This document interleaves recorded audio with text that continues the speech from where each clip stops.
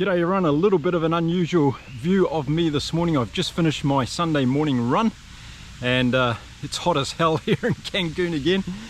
And I just thought I'd share some immediate thoughts I have about the Wallabies taking on the Springboks in less than 2 weeks now over there at Ellis Park in Johannesburg. And listen, I think we learned a lot from the Wallaby series against the Lions, and in preparation for the Rugby Championship now, I think we've got some answers to what many of us rugby fans were looking for. And the first one is Australia back?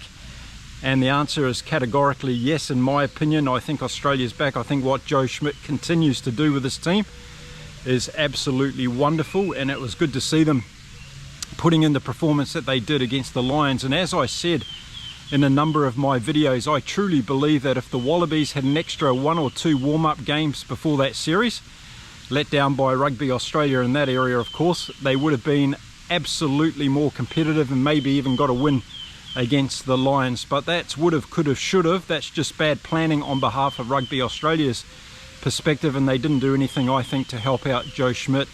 But now as the Wallabies head to Ellis Park for that first test against the Springboks, the world champions, the back-to-back world champions, what are we all thinking? Well, the first thing that comes to mind is Australia's got to be very careful with the rotation of its players during the Rugby Championship. We all know that Will Skelton and Rob Valentini are very important members of this Wallabies team, and if they get injured longer term, then the Wallabies are going to be set back yet again. So depth is definitely going to come into play, and I was really happy with the way that Tom Hooper went in the weekend against the Lions. I thought he really stood up replacing Rob Valentini. They play a similar style, those two, but he just hasn't got the big beastie brutality that Rob Valentini brings. But Tom Hooper is definitely a good backup. So if Rob Valentini is going to miss a game or two, then I think he's going to be a good replacement. But I think this is where the Wallabies are going to struggle. It's going to be in that area of depth and to be able to keep their key players on the field of play.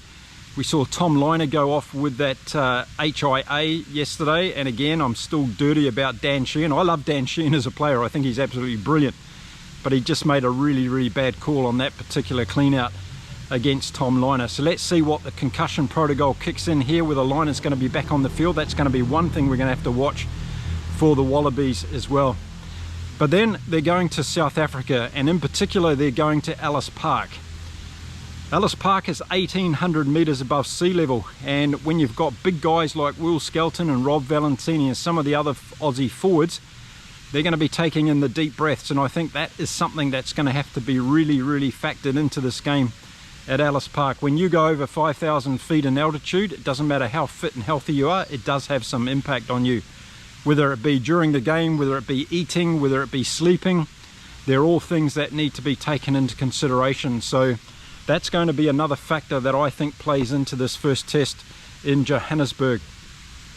The next one is the crowd and the intimidation level. You speak to any international rugby player who's played a test match in Johannesburg, and they'll talk about the intimidation of that drive into the ground, the crowds, the hostility, and that's what we come to expect from the passionate South Africans in terms of turning up for their team and making it as difficult for the opposition as they possibly can. Well, the Wallabies have a lot of young new players in this group. They've never experienced anything like this before. So let's see whether or not the intimidation factor has also something to play in this particular game. These are the little things around the peripheral of the game of rugby that I always take a look at, in addition to what goes on the field. And I think they're important things when it comes to psychology in sport and the way that players turn up on certain days. The Wallabies are going to have to be really switched on in that first game against the Springboks, because I agree with many of you in the comments that it could either be a massacre to the Springboks or it could be a very close game with Australia potentially winning it. Those are the two outcomes, and all these factors that I'm talking about now I think are going to come into play in that game at Ellis Park. So look out for the intimidation factor in that area as well. Now, some people have spoken about how the weather saved the Aussies in the game yesterday, and that they're going to get a different proposition when they get to Ellis Park. The conditions are probably going to be very dry and hard and conducive to open running rugby, and that's where we're going to see the potential Springbok team unleash their power in their backline. But let's not underestimate the Wallabies. They've got some fantastic players in their backline. I was super impressed with Len Ekitau in the third test, as I was with Joseph Suo-Ali.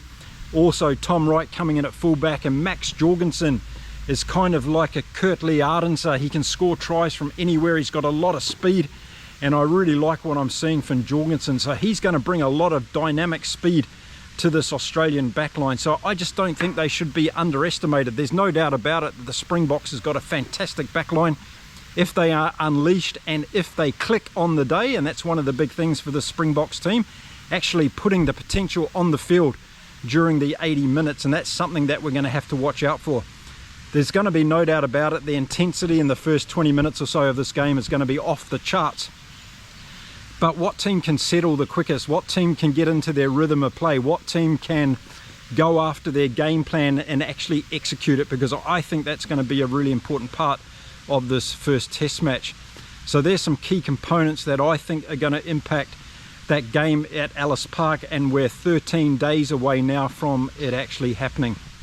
Team selection is going to be another vital thing, so we're going to see what happens with Joe Schmidt, because he might be having some injury concerns after that third test match against the Lions, so he's got to factor that into his game. And then what's Rassie going to do? This is the first game of the Rugby Championship. Does he want to win it? Of course he does. Does he want it to be comprehensive? Of course he does.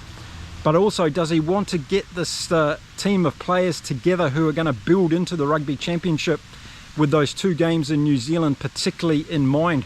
But before we start worrying about September the 6th at Eden Park, the Springboks have got to get over top of the Aussies, and this is where the focus needs to be, and this is where the focus will be. So the Springboks can't afford to be thinking any further down the road, and I'm sure Rassie's not going to let them do that, but I'm just putting that out there as a potential.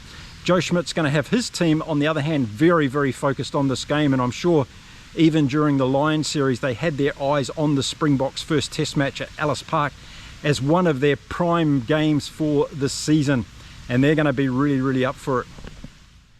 So there you go. Even though I'm hot and sweaty and tired this morning, I thought I'd just throw those thoughts out there. I was actually thinking about those things when I was on my run this morning, so I just wanted to put them in a video and listen to what you've got to say as well. You've seen the Aussies play 3 test matches against the British and Irish Lions now. You've seen the Springboks play their early games against the competition that they had to play against. So what are you thinking? What do you think is going to happen at Ellis Park? Are some of those things that I've just talked about going to come to fruition, or do you have some other thoughts that you think are going to play into the factor of the outcome of that game in Johannesburg in a couple of weeks' time? I'd love to know your thoughts and opinions in the comments.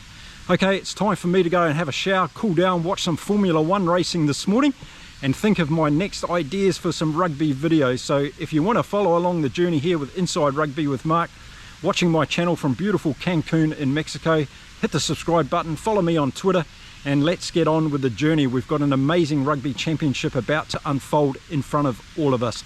Have a great weekend, everybody. I'll see you again really soon in the next video. Until then, it's adios from me. Bye for now.